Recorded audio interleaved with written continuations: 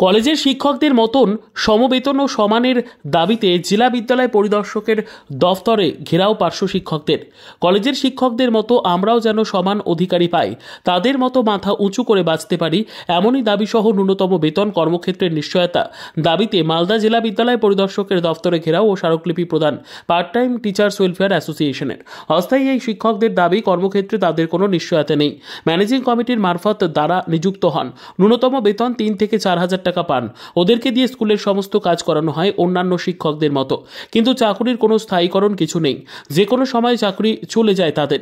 এইভাবে দিনের পর দিন চলছে। অন্যান্য কর্মক্ষেত্রে রাজ্য কেন্দ্র সরকার নিশ্চয়তা নিশ্চিত করলেও তাদের ক্ষেত্রে সেরকম কোনো সুযোগ নেই।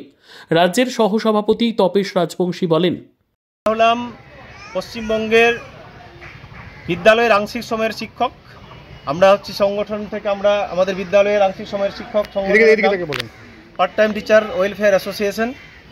আমরা দীর্ঘ কেউ 7 বছর, কেউ 8 বছর, কেউ 10 বছর পর্যন্ত বিদ্যালয়ের সরকারি প্রশিত বিদ্যালয়গুলিতে আমরা সরকারের বিদ্যালয়গুলিতে আমরা পরিষেবা দিয়ে এসেছি। আমরা স্কুলে প্রতিদিন যাই, 10টা থেকে 4টা পর্যন্ত বিদ্যালয়ে থাকি এবং যারা পার্মানেন্ট শিক্ষক আছেন তাদের মতোই আমরাও 10টা থেকে 4টা পর্যন্ত 6টা কেউ 7টা ক্লাস করি। প্রতিদিন আমরা বিদ্যালয়ে যাই এবং আমাদের বিদ্যালয়ের মিড ডে মিল থেকে শুরু করে বিদ্যালয়ে যে সমস্ত ইয়েগুলো আছে আর কি, এই আপনার প্রকল্পগুলো আছে, যেমন কন্যাশ্রী থেকে শুরু করে হচ্ছে যে শিক্ষাশ্রী, সবুজ সাথী, সমস্ত বিষয়গুলো আমরা বিদ্যালয়ের আংশিক সময়ের শিক্ষকরা করে থাকি।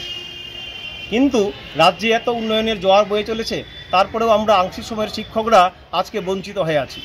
কিছুদিন আগে আপনারা শুনেছেন যে আমাদের কলেজের আংশিক সময়ের যারা শিক্ষক ছিলেন তাদের একটা স্থায়ীকরণ হয়েছে। তারা 60 বছর বয়স পর্যন্ত কলেজে থাকতে পারবেন এবং তাদের একটা সাম্মানিক ভাতা প্রদান করা হয়েছে।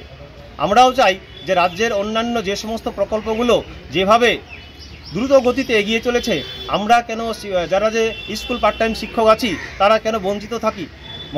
মাননীয় মমতা ব্যানার্জির কাছে আমাদের অনুরোধ, আমরাও যাতে তাদের ছত্রছায়ায় আসতে পারি এবং আমরাও সরকারি আওতার মধ্যে আসতে পারি এবং কলেজের শিক্ষকদের মতো আমরাও যাতে মাথা উঁচু করে একটু বলতে পারি যে আমরাও স্কুলের শিক্ষক।